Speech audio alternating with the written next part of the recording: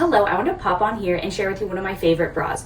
So I am a girl who hates to wear an underwire, and I always am looking for good supportive bras that don't have an underwire but that don't give me a uniboob. And I am a huge fan of this one. A partner recently sent me this and I think it is such a great addition to my bras. So thing one, the fabric is very soft. There is no wire, but it is still structured so it doesn't give me uniboob.